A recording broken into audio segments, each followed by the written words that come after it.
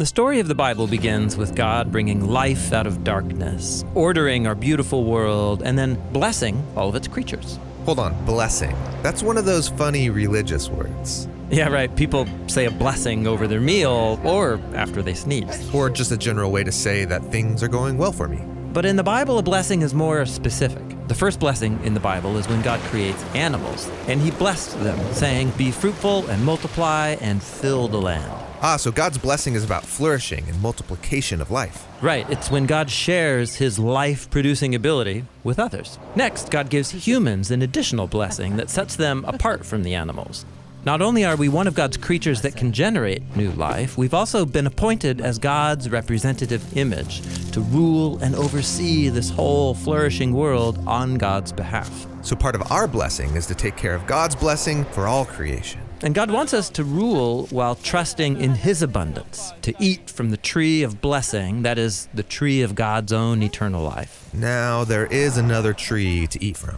Yes, and it represents this decision to try and seize abundance and life on our own terms by our own wisdom. The humans encounter a deceptive creature who tricks them into eating from this other tree, thinking it's a shortcut to blessing. And instead of blessing, this tree brings a curse. A curse? You mean like a magic spell?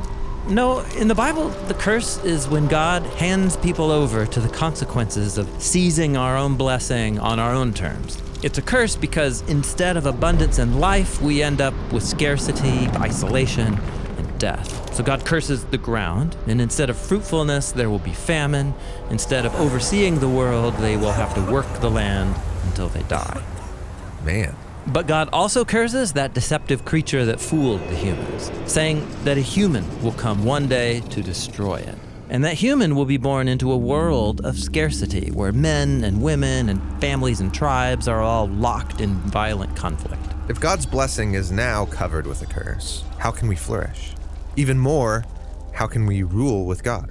Well, here the biblical story takes an interesting turn. God chooses one couple, Abraham and Sarah, and God blesses them and says they will become a huge family. Be fruitful and multiply. And there's more.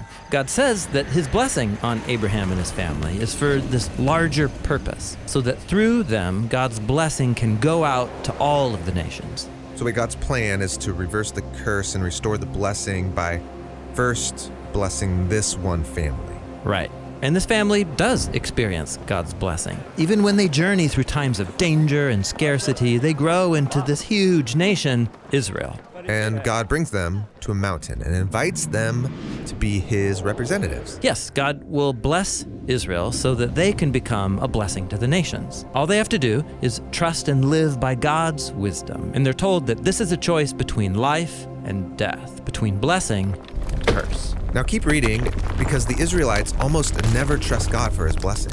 Their story is filled with tales of deception, violent grabs for power, resulting in the ultimate curse: exile from their land and slavery to foreign nations.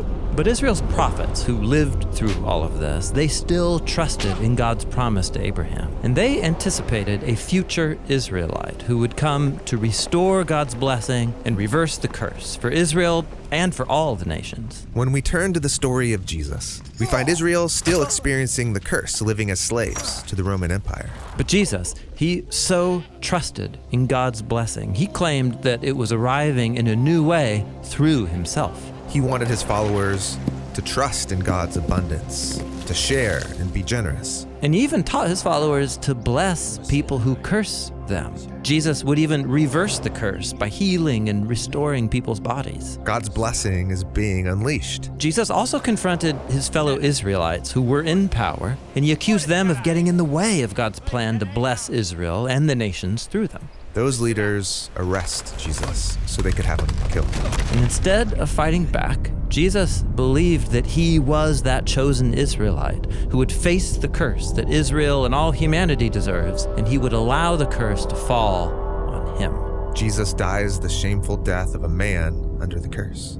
But just as God brought life and blessing out of darkness in the beginning, so here, through Jesus, God reverses death by raising Jesus. The curse is put to death, so that the blessing of God's life can spread out once again. After his resurrection, Jesus blessed his followers, and he said that his presence would be with them as they learn to trust in God's blessing and share with others. And while death and the curse still have a hold on our world, followers of Jesus trust that the power of God's blessing is even stronger. It means we can live with extreme generosity, even when it seems like there's not enough. And that leads us to the conclusion of the biblical story, where every nation is enjoying the gifts of God's abundance, because in God's new world that is sustained by the life-giving power of Jesus, there is no longer any curse.